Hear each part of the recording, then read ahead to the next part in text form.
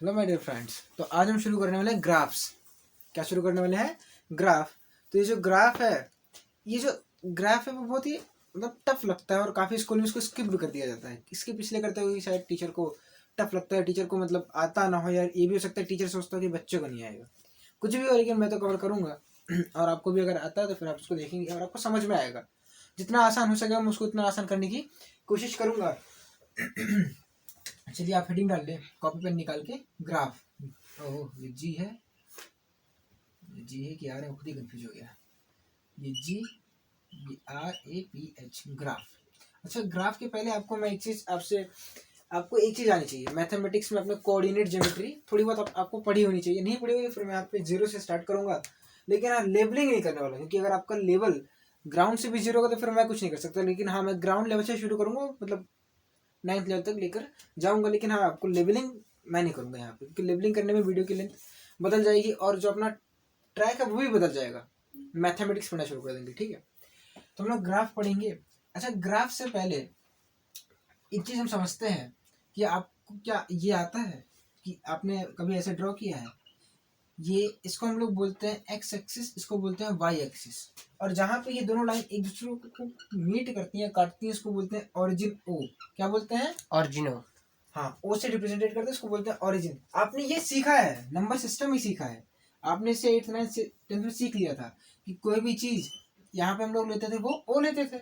यहाँ पे क्या होता था 1 2, यानी यहाँ पे होती थी चीजें पॉजिटिव, इधर जाते थे तो क्या मिलता था? पॉजिटिव। और जीरो के इधर आता था तो क्या मिलता था? निगेटिव। अब ये कर चुके हो, बस अब क्या है, इसी ओ से एक लाइन और ऊपर और एक लाइन मतलब ऐसे जीरो से पास करते हुए खींच दी गई है। बस अब इसके ऊपर क्या है? पॉजिटिव है और इसके नीचे क्या है? निगेटिव है। जितना आप नीचे जाएंगे आपको निगेटिव मिलेगा, जितना आप ऊपर जाएंगे पॉजिटिव मिलेगा। और यहाँ पे भी इसको बोलते हैं, हमने प्यार से बोलना शुरू कर दिया वाई, इसको बोलते हैं एक्स। और यहाँ पे क्या है? एक्स की वैल्यू 0 और यहाँ पे भी वाई की वैल्यू 0 है। अब थोड़ा सा ध्यान दीजिएगा। अब देखो, जो इसको लिखने का एक तरीका होता है। आप अगर जैसे कि मान लो कोई पार्टिकल है, वह एक्स में भी चलता है वाई में भी चलता है, वो एक्स और वाई दोनों में चलता है, तो हम लोग लिखेंगे क्या? मान लेते हैं वो एक्स में 1 यूनिट चला और वाई में 2 यूनिट चला। यानी एक पार्टिकल है जो ऐसे चलना शुरू किया और वह एक्स में भी चला और वाई में चला, और एक्स में 2 चला और वाई में 1 चला। तो पूछा जाए कितना चला, उसको लिखने का तरीका होता है 1,2। या कोऑर्डिनेट होते हैं, ये बताने का तरीका होता है किसी भी चीज़ के। जैसे कि लोकेशन भी बताता तो हम लोग इसी का यूज़ करते हैं, कोऑर्डिनेट्स। आपने जब पढ़ा नहीं, आपकी लाइफ में पहली बार है तो कोऑर्डिनेट बताते हैं। आपने अगर देखा होगा तो जब SST पढ़ते थे तो अपने सोशल साइंस में लॉन्गिट्यूड और मैग्नीट्यूड जहाँ पे आपने पढ़ा था अर्थ के ऊपर, तो वहाँ पे ढेर सारे नंबर लिखे होते थे, देखा होगा। तो वो बेसिकली क्या होते थे? कोऑर्डिनेट्स होते थे। अगर उन कोऑर्डिनेट्स को आप गोल मैप पे डालोगे तो वो पर्टिकुलर जगह आती है, मतलब हर एक जगह की एक अपनी क्या होती है? कोऑर्डिनेट्स होते हैं। समझ में आएगा? तो वैसे इस पॉइंट का एक कोऑर्डिनेट है कि भाई ये कहाँ पे है?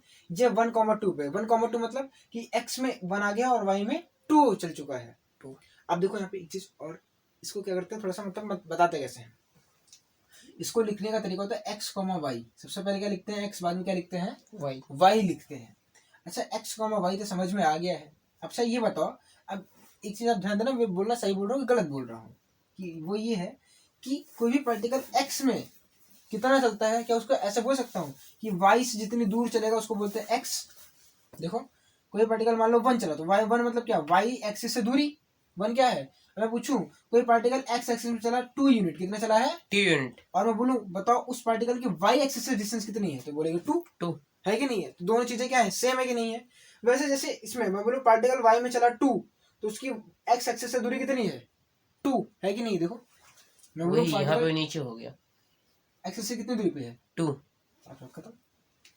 समझे कि नहीं समझे? ये पे एक चीज और ध्यान देते हैं, ग्राफ में ही हेडिंग डालते ही हम एक चीज और सीखते हैं ग्राफ में। जैसे कोई भी चीज आपको ग्राफ ड्रॉ करते हैं आपको 2 चीजें आनी चाहिए। पहला होता है स्लोप, दूसरा क्या होता है? एरिया होता है।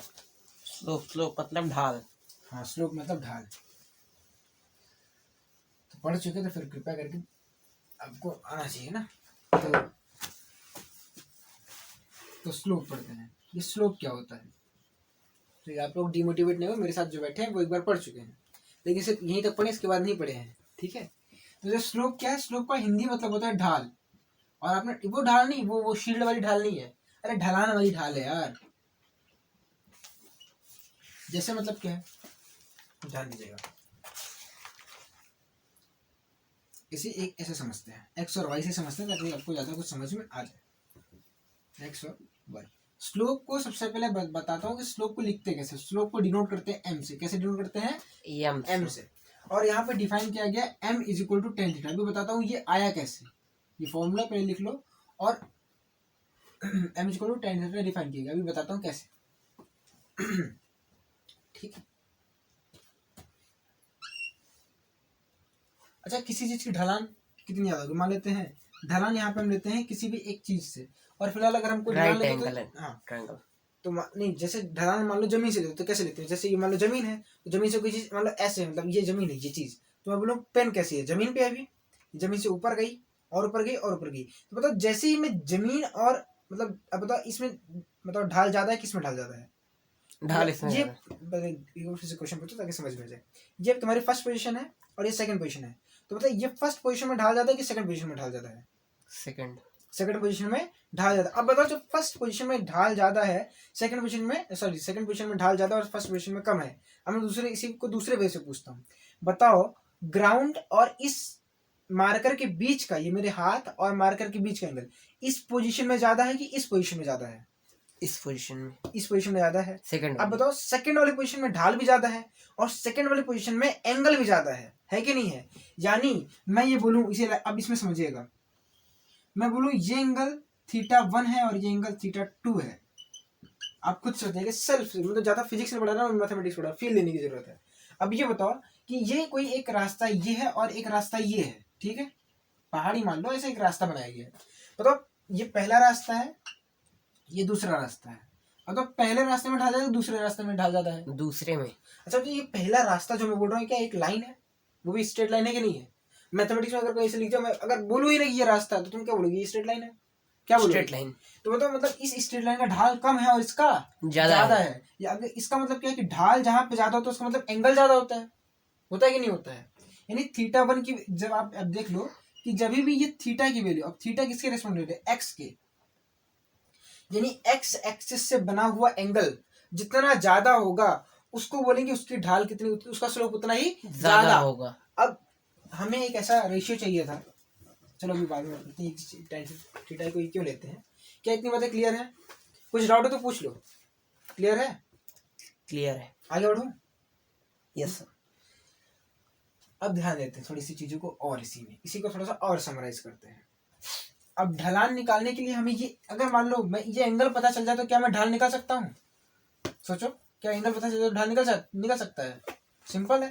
तो ढाल निकालने का तरीका क्या था कि अब मान लो कोऑर्डिनेट देखते हैं कि आप मान लो इसी रास्ते पे जा रहे थे, ये एंगल मान लो थीटा है और आप फिलहाल यहाँ पे थे, इस पॉइंट को बोलते हैं ओरिजिन और यहाँ पे कोऑर्डिनेट्स होते हैं 0,0, ठीक है।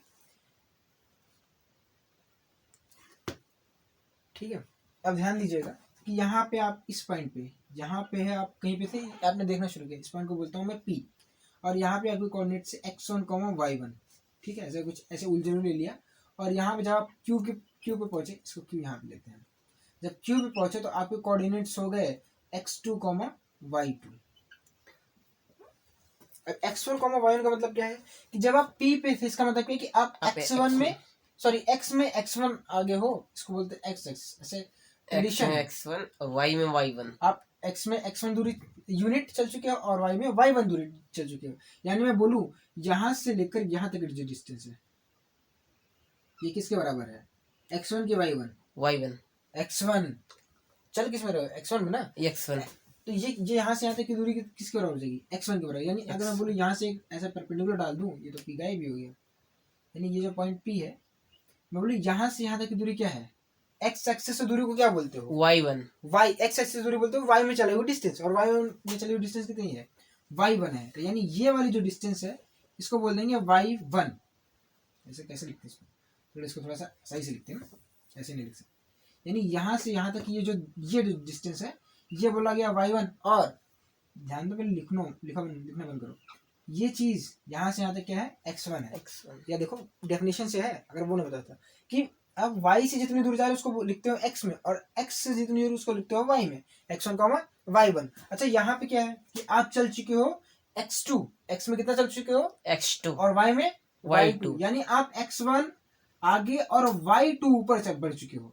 यानी ये पूरी जो डिस्टेंस है ये है y2 और यहाँ से ओरिजिन से डिस्टेंस है x2। एक चीज और, सारे डिस्टेंसेस ओरिजिन से ही मेजर करते हैं, है ना। मतलब क्या है, जैसे हम लोग एक पॉइंट, फिक्स्ड पॉइंट चाहिए होता है कि हम सारी चीजों को क्या कर सकें, मतलब वहां से हम चीजों को बता सके। जैसे कि फिक्स पॉइंट हमें चाहिए। जैसे मैं पूछूं कि तुम्हारे अपने घर से स्कूल की दूरी कितनी है, तुम बोलोगे 3 किलोमीटर, बोलोगे कि नहीं बोलोगे। लेकिन तुम्हारा एक दोस्त है, उससे घर की स्कूल की दूरी क्या हो जाएगी, 5 किलोमीटर हो जाएगी, 10 किलोमीटर, मतलब जो भी है, जितना दूर होगा, हो सकती है नहीं हो सकती है।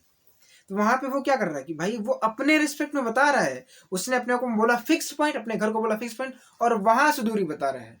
मैं अगर ना भी पूछूं कि तुम्हारे घर से स्कूल की दूरी, मैं बोलूं तुम्हारी स्कूल की दूरी कितनी है, तो तुम क्या जवाब दोगे, 3 किलोमीटर। मैंने पूछा ही नहीं कि तुम्हारे घर से स्कूल, तुम बोल रहे हो 3 किलोमीटर। अब 3 किलोमीटर कैसे होता है, तुमने एक फिक्स्ड पॉइंट लिया और वहां से बताना शुरू कर दिया है, तो वो फिक्स पॉइंट तुम्हारा घर हो गया है। अभी भी जहां से हम लोग देखना है किसी भी चीज की डिस्टेंस मेजर करते हैं वो होता है ओरिजिन से। अभी समझाऊंगा भाई कैसे, ये समझ में x2, y2। अब ये बताना कि अगर ये एंगल थीटा है तो क्या यहाँ से अगर मैं एक ऐसा लाइन ड्रॉ करूँ तो क्या ये एंगल भी थीटा ही होगा, मैथमेटिक्स। क्योंकि जितने एंगल पे ये झुका उतने एंगल पे ये भी है, होगा कि नहीं होगा। यानी अगर मैं समझाता हूँ, जैसे ये लाइन खींची है और यहाँ पे एंगल थीटा वन, तो यहाँ से भी एंगल थीटा वन होगा और यहाँ से भी एंगल थीटा टू ही होगा, होगा कि नहीं होगा। बस मैंने ये लाइन यहाँ से खींची, ये लाइन यहाँ से खींची, समझ में आई बात। ध्यान देना। अभी पता है कि अगर मुझे ये थीटा की वैल्यू निकालनी है, निकालनी कि नहीं निकालनी है, तो जब थीटा की वैल्यू निकालनी है तो क्या कर सकते हैं, ये एक ट्रायंगल बन रहा है पी क्यू, इसको बोल देते हैं हम एम बोल देते हैं। अगर आप ट्रायंगल पी क्यू और एम को देखो, मतलब कुछ भी लिख सकते हो आपके क्या है, तो आप देखो ट्रायंगल पी क्यू एम है, क्या पीछे दिख रहा है कि नहीं दिख रहा है, कहाँ तक दिख रहा है, बहुत जगह है अपने पास, लेकिन मैं यहाँ से दिखूंगा। तो ट्रायंगल आप पी क्यू एम में आ जाओ। तो ट्रायंगल में आप पी क्यू में अगर डिफाइन करो तो ये एंगल में आप देखो, मैं सबसे पहले बोल रहा हूँ tan थीटा डिफाइन करो, क्योंकि tan थीटा क्यों आया, आपको शायद ये रेशियो आना चाहिए, tan थीटा क्यों लिया मैंने। तो आपको पता हो कि साइन की वैल्यू क्या होती है, साइन थीटा में होता है परपेंडिकुलर अपॉन बेस, और कॉस थीटा इक्वल टू क्या होता है, base upon, sorry perpendicular upon hypotenuse होता है, वेरी वेरी सॉरी, मैं tan थीटा लिखना शुरू कर दिया था। यहाँ पे होता है बेस अपॉन हाइपोटेन्यूज, और tan थीटा में हो जाता है अपने पास परपेंडिकुलर अपॉन बेस।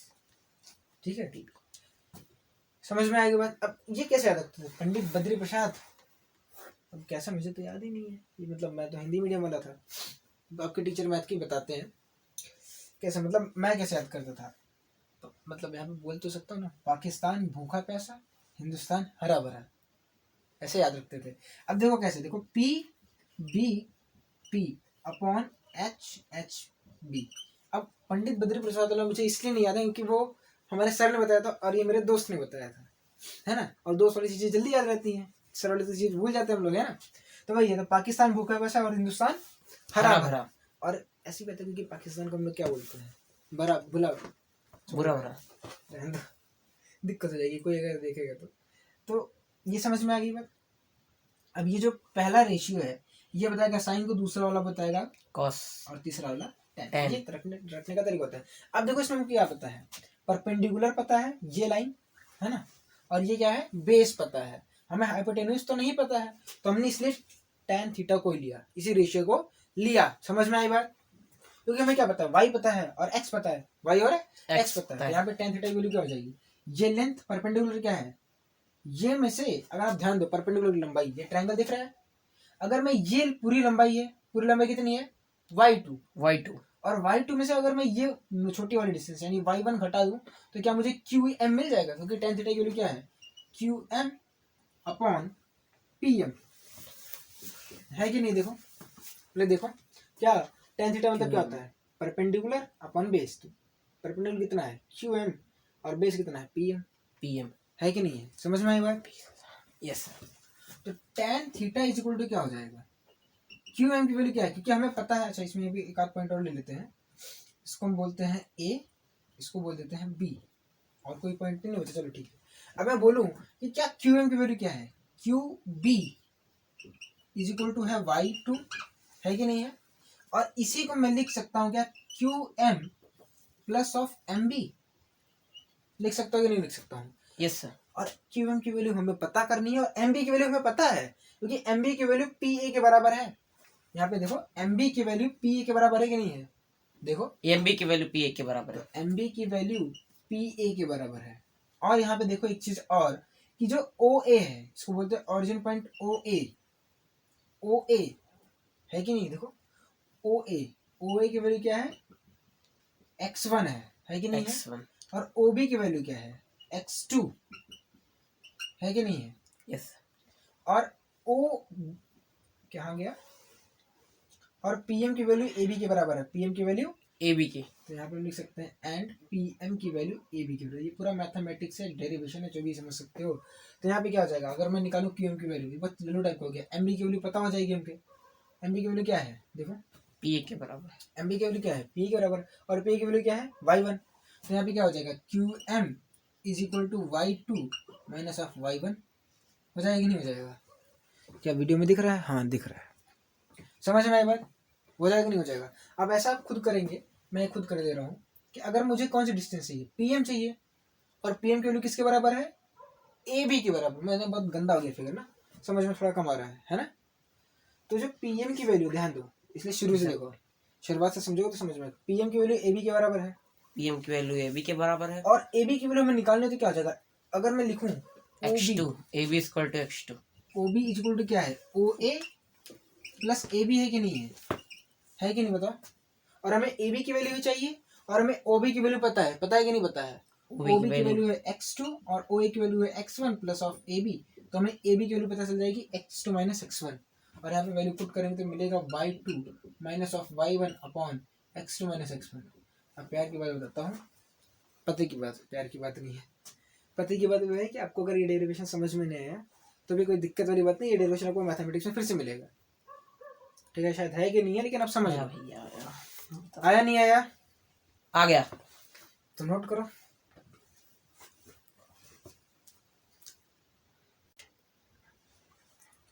खैर नोट हो गया, हाँ तो फिर चलिए ठीक है, नोट हो गया तो अच्छा। यहीं पे थोड़ा सा मेरा डाउट था, तुम्हारा डाउट नहीं है, मेरा डाउट है, ठीक है। कि अगर मैं बोलूं कि अपने पास ये कोई राइट एंगल ट्राइंगल है, दिख रहा है राइट एंगल ट्राइंगल, मैं आप इसको तब तक पूछिएगा, मैं मिटाता रहूंगा।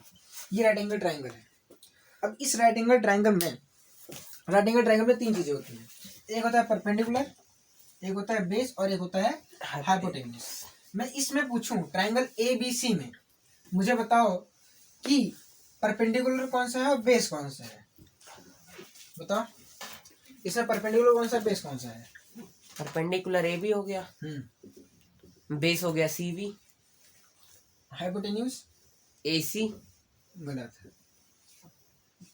देखो परपेंडिकुलर और बेस हम लोग किसी एंगल के रेस्पेक्ट में डिफाइन करते हैं, किसके रेस्पेक्ट में, किसी एंगल के, किसी भी एंगल के। मान लो मैं बोलता हूँ, ध्यान देना, यहाँ पे कोई एंगल है थीटा, मैं यहीं पे एक बड़ा सा, ठीक, यहाँ पे एक ट्रायंगल है, इस यहाँ पे कुछ एंगल बन रहा होगा थीटा, और यहाँ पे मान लेते हैं कोई एंगल बन रहा होगा अल्फा, ऐसे कुछ भी, मतलब 30 20 50 कुछ भी बन रहा होगा, ठीक है।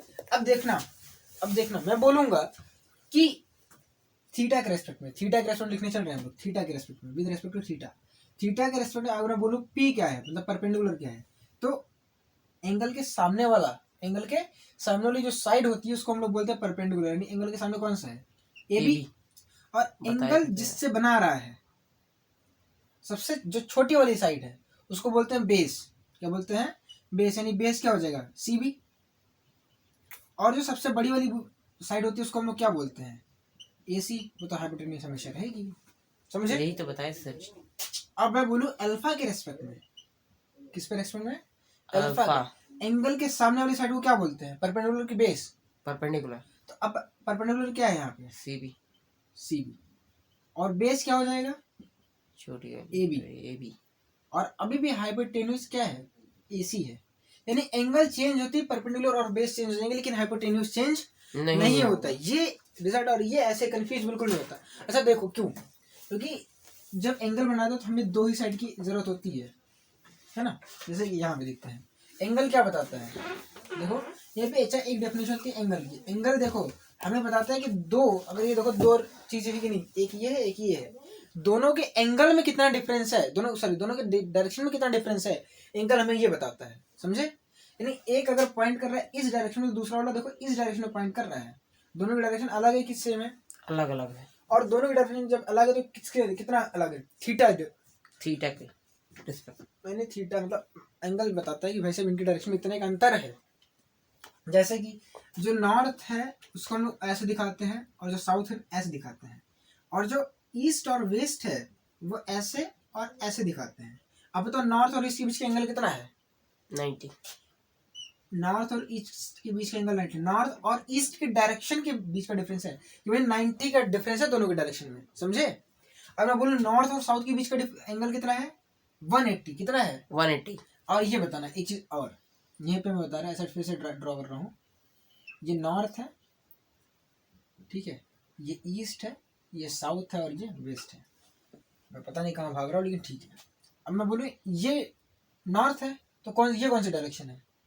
ऊपर। नॉर्थ यानी कि ऊपर। ये कौन सी है? ये भी डायरेक्शन नॉर्थ में ही है। ये डायरेक्शन कौन सी है? नॉर्थ। और ये डायरेक्शन कौन सी है? नॉर्थ। यानी सारे डायरेक्शन नॉर्थ है। सारे डायरेक्शन क्या है? नॉर्थ है। और तब सबके बीच का एंगल क्या होगा? सेम। 0। एंगल क्या होता है? डायरेक्शन में डिफरेंस कितना है? अब डायरेक्शन में डिफरेंस है नहीं है, दोनों का डायरेक्शन क्या है? सबकी सेम है। तो यानी यहाँ पे जितनी भी चीज लिखी उनके बीच का एंगल कितना है? 0। समझे? पक्का? कोई डाउट है? कोई डाउट है? पूछो। यहाँ पे कैसे सर 0 हो गया थीटा? देखिए मैं तुम खुद ही बोल रहे हो, इसकी डायरेक्शन क्या है? नॉर्थ है, इसकी डायरेक्शन नॉर्थ है, इसकी डायरेक्शन क्या है? नॉर्थ है, इसकी डायरेक्शन भी नॉर्थ है कि नहीं है? अब मैं बोलूँ इनके और इनके बीच का एंगल कितना है, तुम कैसे एंगल निकालोगे? एंगल निकालने के क्या करते हैं? अब देखो कोई भी एक लाइन है, इसको हम लोग ऐसे बताते हैं, तो उसका एक इसको बोलते हैं हम लोग टेल। क्या बोलते हैं? टेल। और इसको बोलते हैं हेड। ठीक है, मैं बोलूँगा इसका हेड कौन सी डायरेक्शन में है? नॉर्थ में है।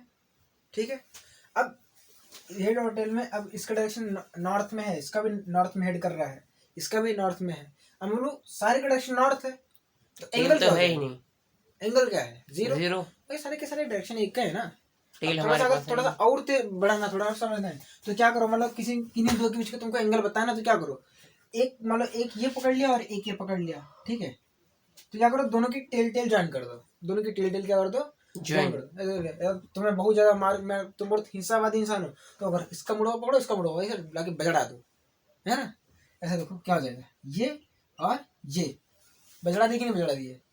अब इन दोनों के बीच का एंगल जो होगा भाई साहब वही हो जाएगा तुम्हारा डायरेक्शन। तो क्या करते हैं, या हेड टू हेड मिला दो या तो टेल टू टेल मिला दो, यानी या क्या कुल मिला के क्या करो कि दोनों को लाके मिला दो, दोनों लाइनों को लाके क्या कर दो? मिला दो। अब जैसे भी मिला दो, मतलब हाँ, लेकिन एक कंडीशन होती है कि मान लो कोई लाइन ऐसे है, ये लाइन को बोलते हैं हम कुछ भी बोलते हैं ए लाइन है, ठीक है, लाइन 1, और एक लाइन ऐसे है, ठीक है, ये 2 लाइन है। तो क्या करना पता है, अगर तुम इनको और इनको मिला दिए, ये लाइन 1 है और ये लाइन 2 है, मतलब दोनों की लाइन को डायरेक्शन और वो चेंज नहीं करना है। अगर पहली एक लाइन ऐसी है, ये सीधी है, तो जो लाइन लाके मिला रहे ना वो भी सीधी होनी चाहिए, चेंज नहीं करनी है। नहीं तो मान लो तुम पहली ये रही, दूसरी वाली तुम ऐसे सीधा ला दो ये, और बोल दो भैया ये रही दूसरी लाइन, तो अलग हो जाएगी ना, दोनों लाइन अलग हो गई। ये 2 है ये, लेकिन ये 2 नहीं है, समझे? तुम्हारे ऊपर से काफी चीज चली गई होगी। पक्का? कुछ समझ में आया? क्या नहीं समझ में आया तुझे? आ गया ये वाला। क्या ये वाला? कि मतलब कि यहाँ पे हमारे पास हेड ही है तो है, टेल मतलब है। अगर तुम्हें तुम क्या करना, मतलब डायरेक्ट क्या, अब मैं तू एंगल बताने वाला तुमको बताया था कि भाई साहब अगर तुमको किसी की दो के बीच का एंगल बताना तो क्या करो, उन दोनों का टेल टू टेल मिला दो, हेड टू हेड मिला दो। मान लो तो क्या करोगे, इसका उठाओगे टेल लाओगे, तो भाई दोनों के बीच का टेल टू टेल ऐसे आपस में ओवरलैप नहीं हो जाएगा, ऐसा हो जाएगा। ये वाला फिगर है लास्ट वाला, नहीं ओवरलैप नहीं हो जाएगा, लास्ट वाला नहीं। इनका देखो लाओगे इसको धीरे धीरे इसके पास लेके आओगे, लाना तो पॉसिबल है ही, जब लेके आओगे तो नॉर्थ वाला नॉर्थ के ऊपर नहीं हो जाएगा इसे, और इस वाले लोगों तो ये छुटकाना यहाँ पे आके बैठ जाएगा। अब तो दोनों के बीच में एंगल में डिफरेंस कितना है? 0। एंगल क्या है? मतलब दोनों किस एंगल पे झुके हुए हैं, उनको बोलते हैं, दो लाइन से किस एंगल पे झुके हुए हैं उसको क्या बोलते हैं? एंगल बोलते हैं। मतलब सॉरी, दोनों का इंक्लिनेशन क्या है आपस में, उसको बोलते हैं एंगल, या डायरेक्शन कितना चेंज है, जो भी तुमको समझ में आना है। समझ में आ गया? यस। हम बात करते हैं एरिया के ऊपर। पहला तो स्लोप समझ में आ गया हमको, स्लोप क्या होता है, लेकिन थोड़ा सा और उसको समर अप कर लेते हैं, समराइज करते हैं, चीज़ों को समझते हैं। और ये तो सिर्फ बेसिक चर्चा है अभी तक, मतलब ये कॉमन सेंस की बात है, जितनी चीज़ें बताई है।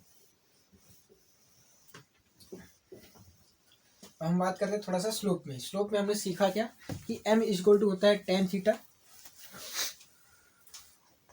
m इज इक्वल टू होता है tan थीटा और small m is equal to होता है tan थीटा, और tan थीटा को हमने बताया y2 minus y1 upon x2 minus x1। y2 मतलब फाइनल और x2 माइनस x1 इनिशियल,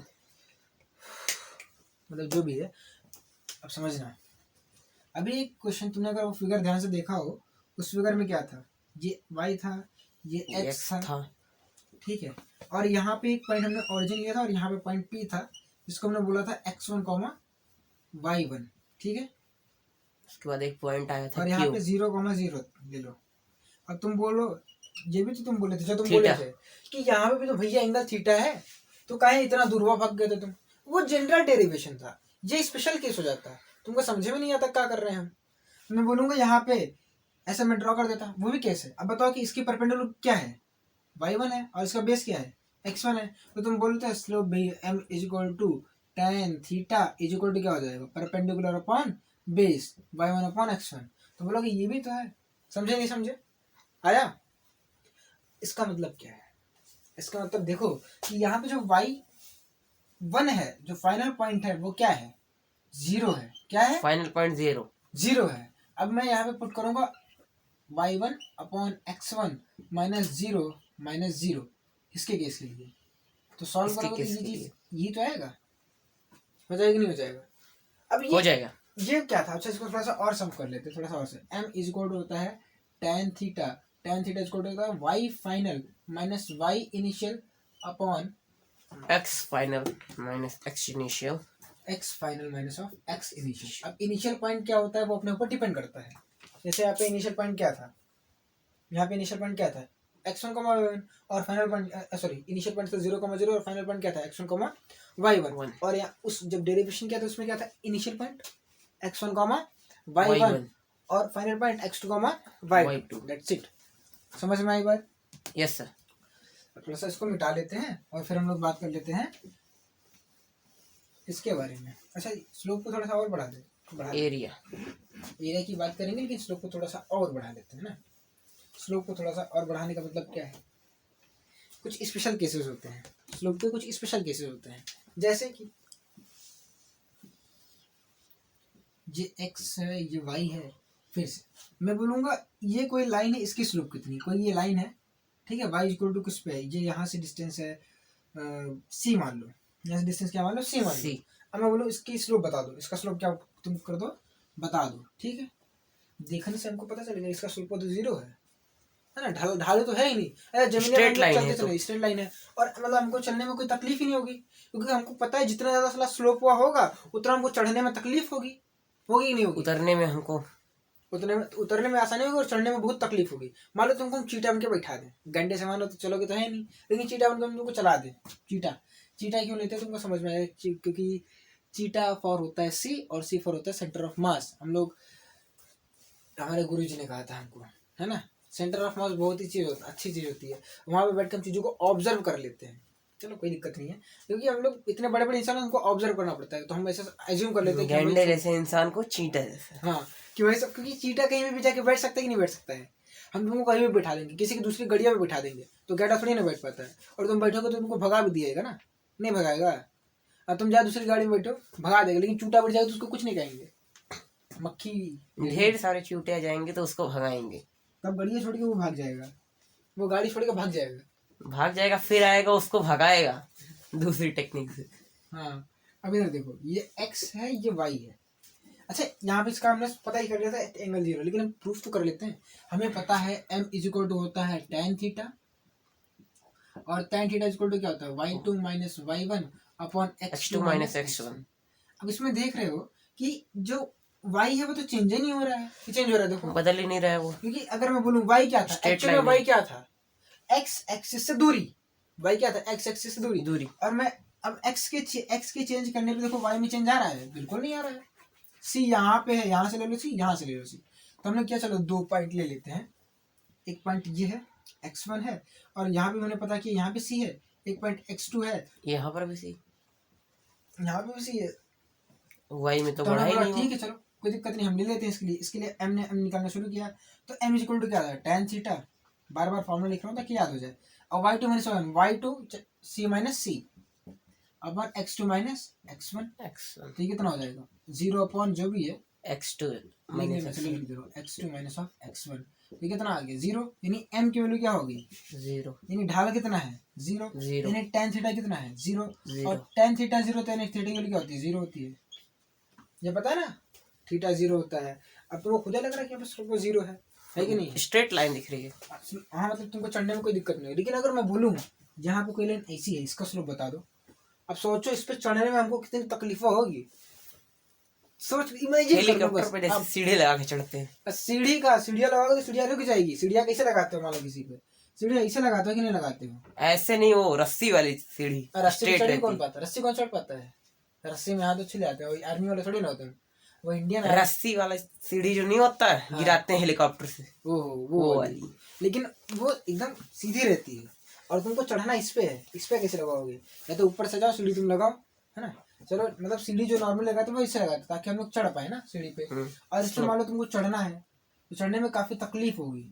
ऐसा चीटे तो चढ़ लेंगे, लेकिन तुम चीटे हो ना, अब चीटे वाली खूबी तुम्हारे अंदर नहीं है, सिर्फ तुम चीटे ही हो, तो चीटे बनने वाली खूबी तो चीटे तो चढ़ लेगा आराम से, उसको चढ़ने की दिक्कत है।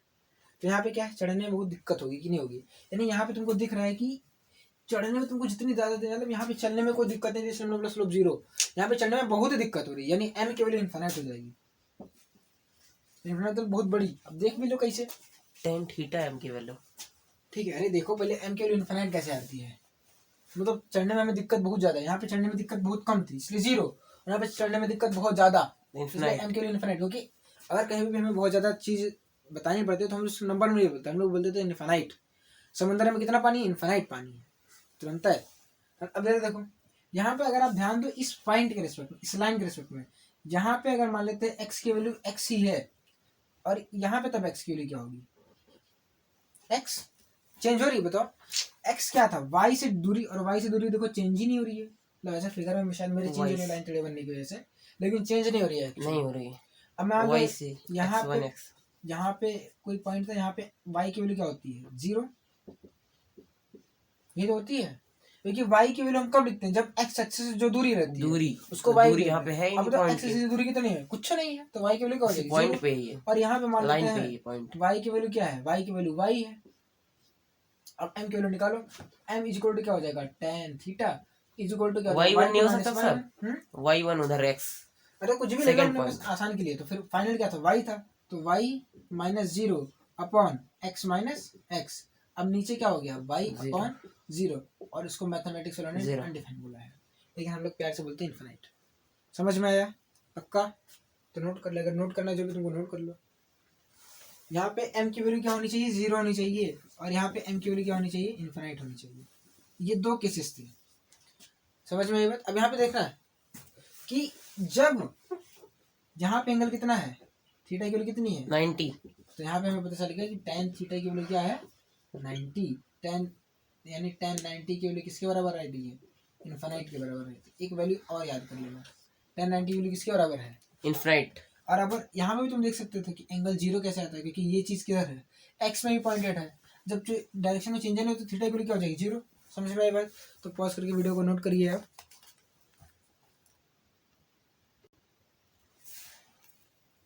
सो हमने यहाँ पे स्लोप लगभग कंप्लीट कर लिया, आज वीडियो की लेंथ मैंने काफ़ी बड़ी बना दी है, चलिए कोई नहीं, ये बेसिक्स ऑफ ग्राफ डाल के बना देंगे। अच्छा यहाँ पे हमने स्लोप क्या पढ़ा, सिर्फ स्लोप में इतना चीज़ें पढ़ी कि स्लोप इज इक्वल टू क्या होता है y अपॉन एक्स, क्या होता है y अपॉन एक्स, जो चीज़ y में लिखी है उसमें चेंज देख लो, और जो चीज़ x में लिखी है उसमें चेंज देख के उसको डिवाइड कर दो, बस स्लोप इतना ही है, आगे से का यूज़ करूँगा मैं। और यहाँ पे दूसरा एक टर्म आता है एरिया, एरिया क्या होता है लेंथ इंटू ब्रेथ, है ना, ये तो होता है, ये लेंथ और ब्रेथ तो हमने समझने के लिए बनाई है। अच्छा ब्रेथ की स्पेलिंग सही है कि नहीं है? सही है, पता नहीं, मैं तो लिखूंगा ही नहीं, लेंथ इंटू ब्रेथ लिख दूंगा, मुझे ब्रेथ याद है, अरे बहुत सिंपल, एल इंटू बी लिख दो, एल इंटू बी। अब एरिया लेंथ इंटू ब्रेथ होता है। अब यहाँ पे लेंथ कौन बताएगा, मान लेते हैं एक्स वाला बताएगा या वाई वाला बताएगा, और ब्रेथ कौन बताएगा, वाई वाला, मतलब कुछ भी एक्स और वाई को आपस में मल्टीप्लाई कर दो, जो भी आएगा वो एरिया देगा। समझ में आई बात? जो भी है साला एरिया ही देगा और कुछ नहीं देगा। अब देखो समझो समझो, जैसे अपने सिलेबस में 3 ही टाइप के ग्राफ हैं। देखो तुम्हारे सिलेबस में कितना है, एक है अपने पास डिस्टेंस टाइम ग्राफ और एक है वेलोसिटी टाइम ग्राफ, और इसके बाद और कोई ग्राफ है शायद नहीं है, अब कोई नहीं है, ठीक है। तो एक अपने पास है लेंथ टाइम ग्राफ, क्या था, डिस्प्लेसमेंट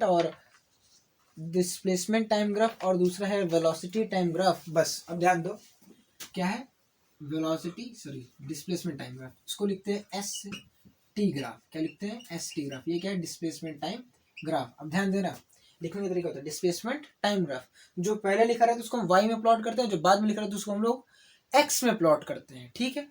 अब ध्यान देना, हमारे तो जब ये ग्राफ बना तो हमें ग्राफ में सिर्फ 2 चीजें देखनी पड़ती है। पहला देखना पड़ता है उसका स्लोप क्या होगा, हमें क्या देगा, और दूसरी उसका एरिया हमें क्या देगा। और स्लोप को तो इतना हमने बहुत बड़ा बना दिया है, कोई दिक्कत नहीं, आपको समझ में आएगा, फील आएगा।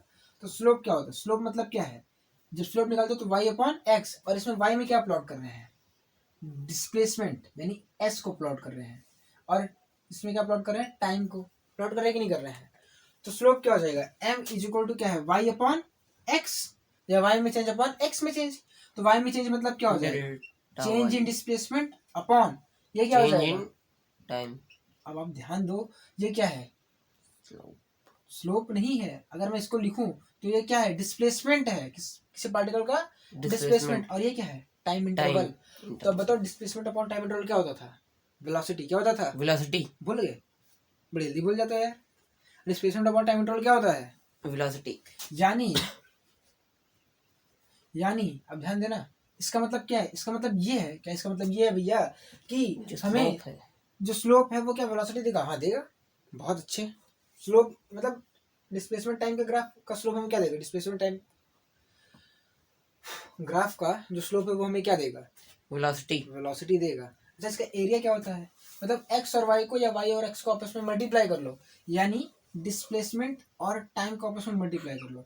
और कभी हमने ऐसा किया ही नहीं है, कभी हमने किया ही नहीं है, क्यों किए हो, क्यों, देखो मान लो, समझो, इसमें क्या है, मीटर, ये किसमें होगा, मीटर में होगा, क्योंकि ये एक टाइप की लेंथ है, तो लेंथ में क्या होगा, मीटर में होगा। और ये क्या है, टाइम मतलब सेकंड, तो मीटर और सेकंड को आपस में मल्टीप्लाई करेंगे तो आएगा मीटर सेकंड। क्या आएगा, मीटर सेकंड। और मीटर सेकंड तो हमने जिंदगी में नहीं पढ़ा, हमने सिर्फ मीटर पर सेकंड पढ़ा, मीटर पर सेकंड स्क्वायर पढ़ा, है ना, काफी चीजें पढ़ी, मतलब आगे फोर्स पढ़ेंगे, वर्क पढ़ेंगे, लेकिन हमने कभी मीटर पर सेकंड नहीं पढ़ा। और ये किसी भी फिजिकल, मीटर पर सेकंड नहीं, मीटर सेकंड नहीं पढ़ा, हाँ सॉरी, अगर मैं मीटर पर सेकंड बोला हो तो मीटर सेकंड कहीं नहीं मिला। यानी जो अगर मीटर पर सेकंड में, सॉरी मीटर सेकंड, क्योंकि देखो मैं बार बार बोलने में मतलब इतना अजीब मुझे फील हो रहा है, मैं मीटर पर सेकंड निकल रहा है, यानी इसका मतलब ये चीज एग्जिस्ट नहीं करती। यानी ये जो यूनिट है, ऐसी कोई फिजिकल क्वांटिटी ही नहीं है जिसकी यूनिट मीटर इंटू सेकंड हो, या ऐसी कोई फिजिकल क्वांटिटी नहीं है जिनको हम जिसको हम डिस्प्लेसमेंट या डिस्टेंस को और टाइम में आपस में मल्टीप्लाई करके मिल जाए। समझे नहीं समझे, मैं थोड़ा सा अटक रहा हूँ, मुझे पता है। यानी एरिया को मतलब एरिया हमें नो फिजिकल क्वांटिटी, कोई फिजिकल क्वांटिटी नहीं देता है, नो फिजिकल क्वांटिटी, ठीक है। अब ये वाला साइड मिटा दो, अब यहीं पे समझ लेते हैं इसको। अब ध्यान दीजिएगा,